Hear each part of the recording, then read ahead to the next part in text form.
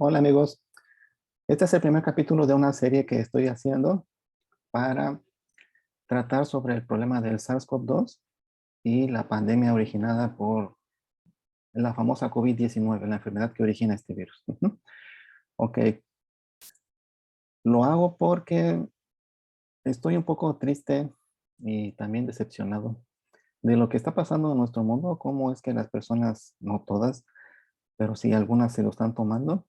Todavía hay quienes dicen que este virus no existe, que la pandemia es un invento del orden mundial.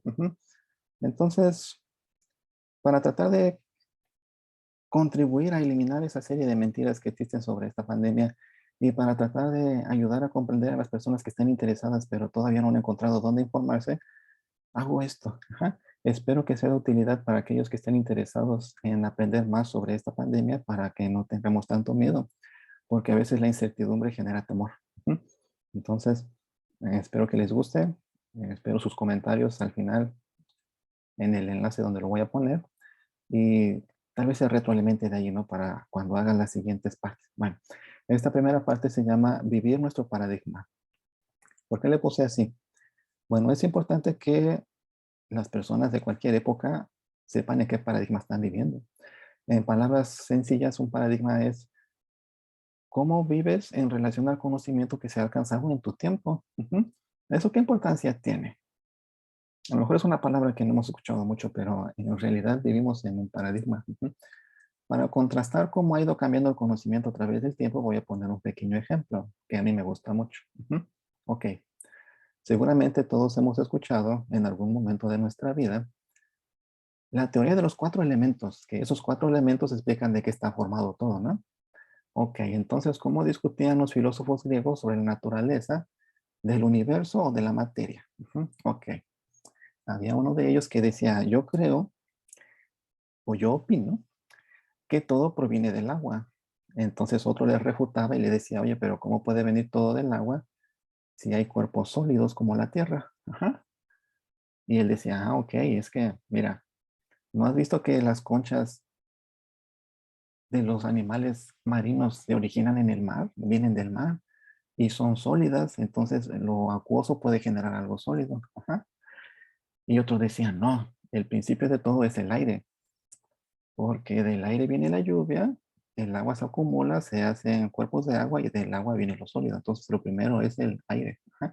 Y otros decían, no, el principio constituyente de todas las cosas, de lo que se origina todo lo demás, es el fuego, porque el fuego en su parte superior genera una especie de vaporcito y ese vaporcito se va al cielo, se convierte en agua, cae y del agua viene lo sólido. Entonces cada quien podía defender así su teoría del origen de todas las cosas, lo cual tiene cierto sentido viéndolo como de una manera un poco lógica, pero no hay evidencias de ello. Y bueno, ¿qué otra cosa, qué otro paradigma, o qué incluía además ese paradigma de nuestros queridos amigos los griegos, que nos ayudaron a pensar? Ok, ellos decían que todo tiene su lugar en el universo. Ok, entonces si yo dejo caer una piedra, esta cae al suelo porque su lugar es la tierra. Y el fuego tiende a subir porque su lugar es arriba en las estrellas. Quiere ir a su lugar que le corresponde. Entonces, ese es el paradigma de hace miles de años. Pero pues ya no es válido, ¿no? Ya no es válido. Ahora, ¿cómo explicamos la composición de la materia? Pues todos recordamos la tabla periódica, ¿cierto? Allí están enlistados todos los elementos de los que se conforma la materia que conocemos. Entonces, ese es un ejemplo muy drástico, ¿no? Visto muy alejado en el tiempo, pero ese era el paradigma de antes. ¿Y qué diferencia ese paradigma de los griegos del paradigma que tenemos nosotros? Ok, que si bien se puede llegar a discusiones muy interesantes, como a mí me lo parece esta de los cuatro elementos, no se llega muy lejos porque no hay experimento. Ese fue el gran problema de los filósofos antiguos. No hacían experimentos, simplemente era el poder de su autoridad. Pero hablando de leyes de la naturaleza, la autoridad no vale nada. Lo que vale es el experimento. Ok, entonces, ¿qué es la realidad? Eso es meterse en un debate muy interesante, pero rescato un par de definiciones o de citas que a mí me gustan.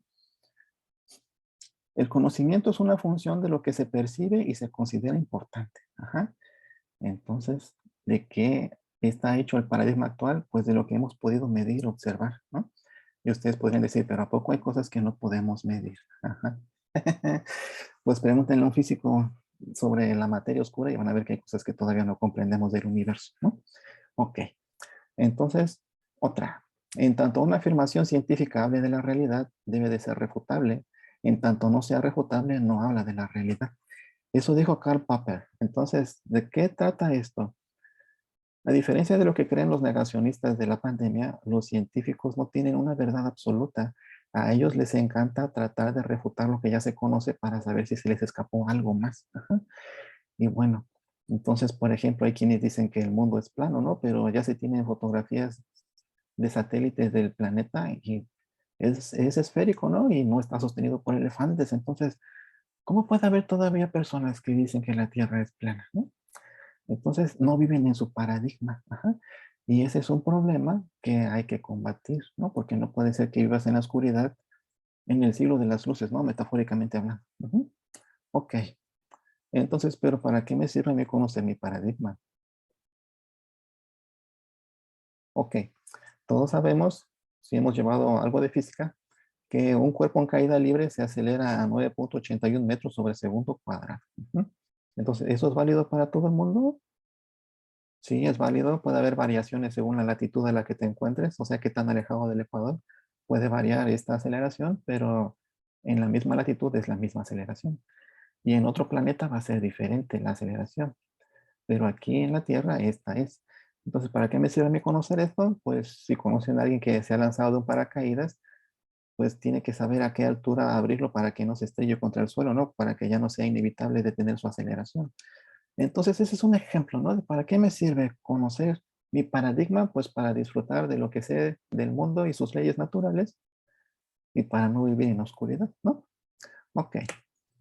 Entonces, ¿qué es la ciencia y por qué es útil?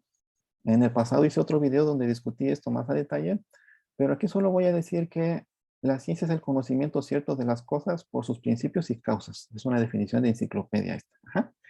Es la mejor manera que tenemos de conocer nuestra realidad porque no está basada en ideas como nuestros amigos los filósofos antiguos, sino que está basada en la experimentación. Y bueno, entonces lo que nos dicen nuestros libros de texto es que el método científico inicia con la observación. Entonces veamos un ejemplo para ver cómo funciona esto. Ok, bueno, ok, tristemente en Wuhan, China, en 2019, a finales de ese año, empezaron a registrarse ciertos casos, ¿no? De personas que estaban enfermas y no sabían muy bien qué tenían.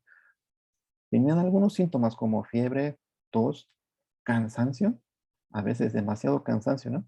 Como para no querer levantarse de la cama. Pérdida del olfato y del gusto, dolor de cabeza, entre otros, ¿no? Seguramente reconocerán algunos de estos síntomas. Ajá. Bueno, entonces, la hipótesis aquí fue, ¿esto es una enfermedad que ya conocemos o es una enfermedad nueva?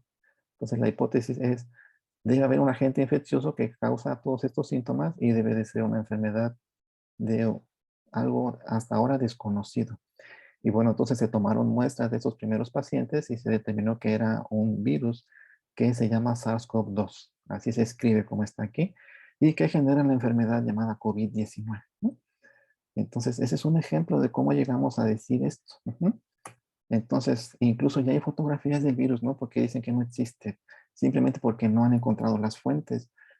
Para una persona común, puede ser difícil decirle busca una fuente primaria porque no saben qué es eso. Ajá.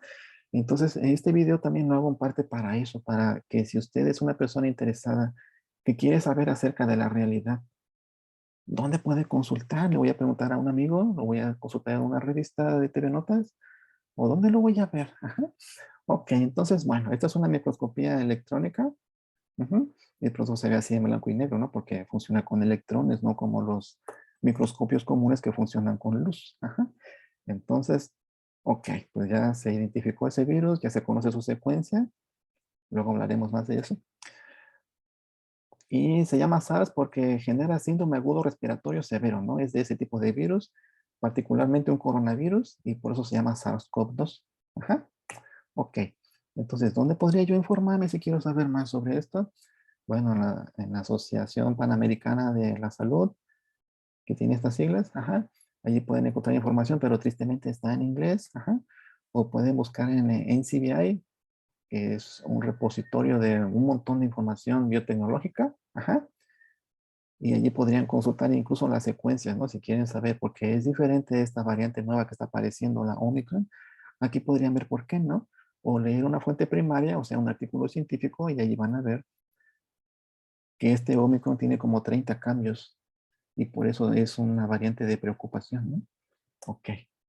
Entonces, pero si quisiéramos leer en español, ¿dónde podríamos? ¿Dónde nos queda muy cerca? Por ejemplo, pues en la página del gobierno, ¿no?